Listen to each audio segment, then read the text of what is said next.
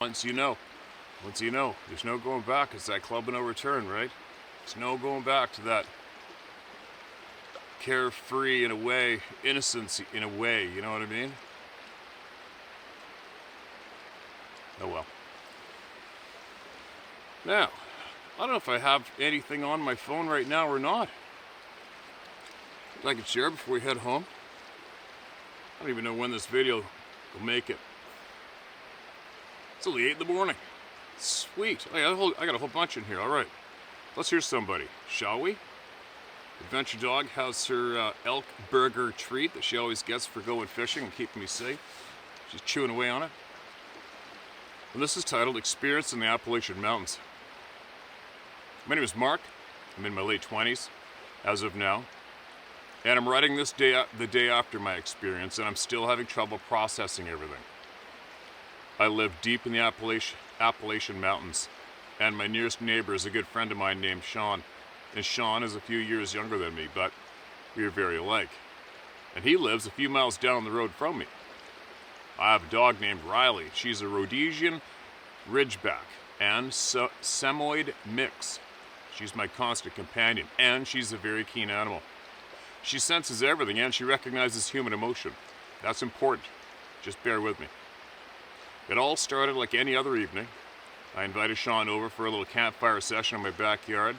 We've been sitting out there for a few hours, chatting about life in these mountains, what it's like to live in such a remote area, and just the usual kind of talks you have around the fire. Sean and I both love it here.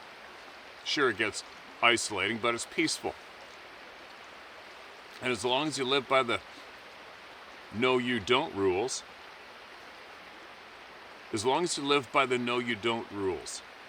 Riley was lounging beside us, ears perking up at every sound.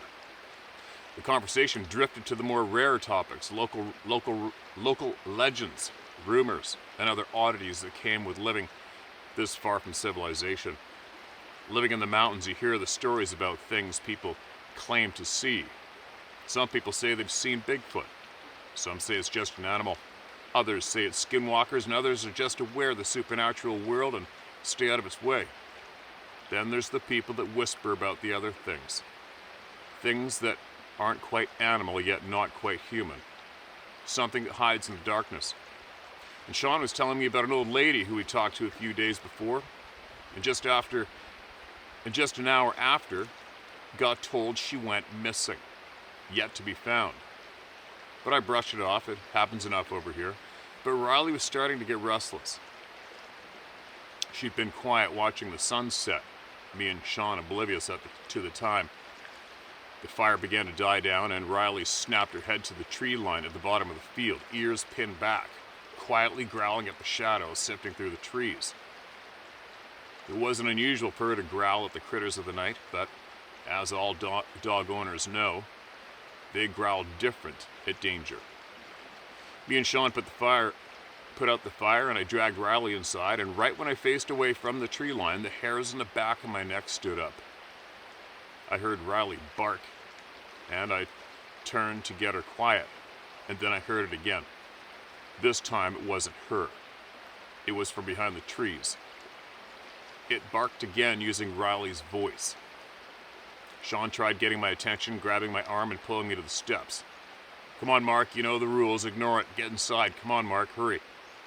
Sean begged. I snapped out of it and took Riley inside.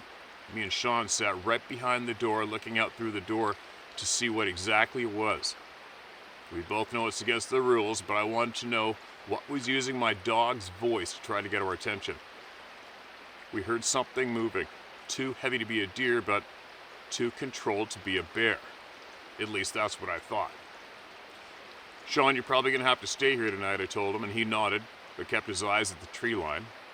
And there was a shadow just behind the tree line. It would stay for a second and then vanish.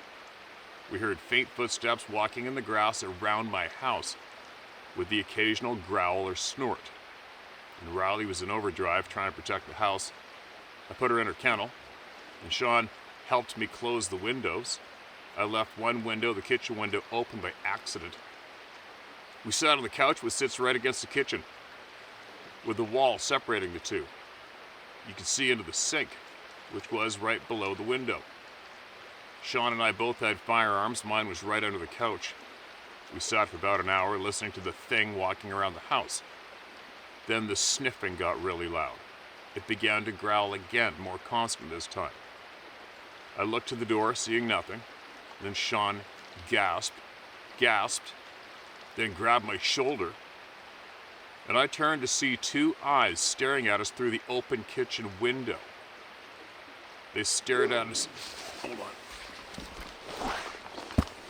Hey! Bobs! What are you barking at? Alright, I'll finish this right here. I was out of sight of Ruby by the river and she barked and I'm like, I got her tied up here with her lead. I don't need her chasing off after a herd of elk. Right, Bubs? You alright? You good girl. Keeping it safe? I'll finish this right here.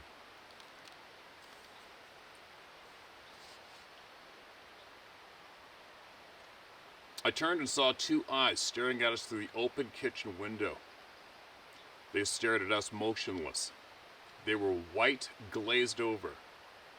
Sean had his gun in his hand and began hyperventilating. I tried to calm him down, and then he shot at it, hitting it next to the left eye. Whoa. It shrieked, inhumanly sounding animalistic, but also like a woman screaming. It bounded off the porch and towards the field. Sean jumped up and closed the window, locking it. What the F, Sean? I bet all you did was piss it off, I said to him, irritated that he may have just put us all at risk. Dude, we're probably effed anyway. It was staring me down, dude. This was creepy as shit, he said, quietly walking away from the kitchen. There's a big thud on the porch. Sean dove towards the couch. Quote, dude, we're effed, Sean whispered, and I ignored him. I went on my phone to look at the cameras and see this thing. It opened on the front porch camera, and I saw blood on the wall and the floor. Then I flipped through the others until I got to the back porch camera, and nothing. Sean was looking over my shoulder. Didn't we just hear it on the porch, he asked. Thought so. Must have been trying to lure us out, I said, brushing it off. And I kept looking and I saw a black shape just barely rise over the end of the porch. It had long, pointed ears and a head like a German shepherd, except its face looked all smushed in. I could see its teeth when it peeked its head over, and they didn't fit in its mouth. All of it was effed up. It looked something like straight out of a nightmare. And all of a sudden it jumped onto the porch, grabbed the camera, and the screen went black. I heard it walk around the porch a few minutes, occasionally pushing against the door. Riley was wide-eyed looking at the door. The doorknob turned, but didn't open since it was locked. It pounded on the door, and then silence. A few minutes later it left. The three of us stayed awake all night not sleeping. And around 8, Sean left. He went to his dad's place to bring him there. He went to his dad's place to bring him here, to bless this place. We all know about the supernatural, all having our own experiences, and I didn't know exactly what this thing was, but chalked it up to a Dogman. But his dad came over just a few hours ago, blessed the place, blessed me, Sean, and my dog. Then he warned us not to go outside after dark. Me and Sean knew better. And the both of us are definitely going to keep better track of time after this.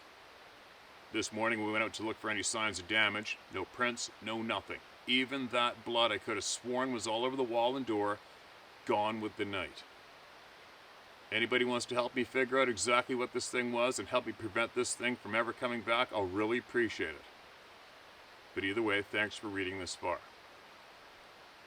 Holy shitter.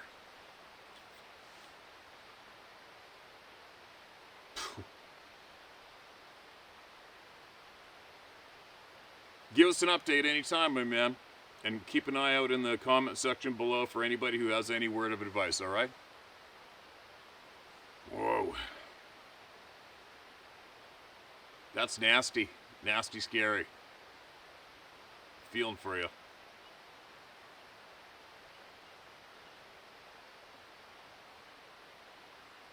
Okay, I'm going to read one more and then I got to get going.